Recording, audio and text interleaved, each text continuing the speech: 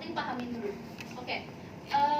Kemudian masuk ke dalam luas tegakkan hutan jati dari jangka RPK 1975 1984 ke jangka berikutnya. Kita anggap bahwa untuk jangka 1975 sampai 1984 itu jangka A, ini jangka B, jangka C, dan juga jangka D.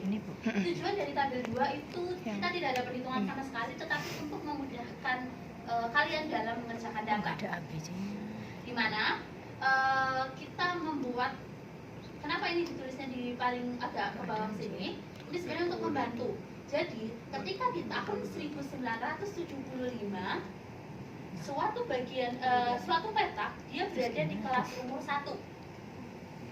Ketika di tahun 1985 sampai 1994 berarti nambah 10 tahun, otomatis dia berada pada KU2. Paham nggak? Ketika masuk nambah lagi di jangka yang ketiga, maka dia ada di KU3.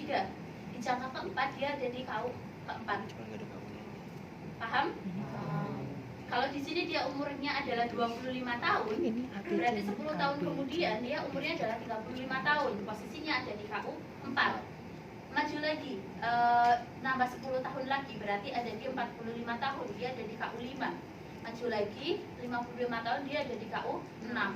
Jadi, KU yang sejajar itu menunjukkan bahwa dia berada pada lokasi, misalnya kayak petak yang sama gitu. Oh, ini petak 34 itu ada di sini. Berarti di jangka ke B itu petak 34 di sini. Jangka ke C petak 34 ke sini dan seterusnya seperti itu.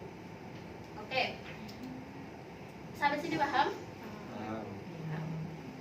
Terus gimana kalau misalnya yang ini kenapa datanya nggak ada? Bisa jadi karena ini juga KU-nya udah paling termasuknya KU tua pada saat itu ya, dia sudah mengalami penebangan ataupun sudah tidak dihitungkan lagi seperti itu. Oke. Kemudian kita memasuki data sini, di mana tabel ketiga adalah mengenai perubahan luas hutan produktif di bagian hutan Keraganan Utara jangka RPKH. Oke, Pak. Terus, oke, untuk perubahan ya, selanjutnya kita mau tahu nih teman-teman, perubahan dari KUX ke KUX plus 1. Jadi tadi kan kita udah belajar ya, kalau misalnya di jangka yang A ke jangka yang B itu dia istilahnya dia berada pada petak yang sama. Nah, kita mau tahu dalam kurun waktu 10 tahun ini si petak itu tuh mengalami perubahan seberapa besar sih perubahan luas, karena ini hitungannya adalah luas dalam bentuk hektar. Maka kita mau tahu dari jangka A ke jangka B untuk KU1 di jangka A, maka nanti di jangka B dia yang menjadi KU2. luas B itu dikurangin apa? Dia mengalami perubahan luas seberapa? Nah, caranya adalah kita tinggal mengurangkan untuk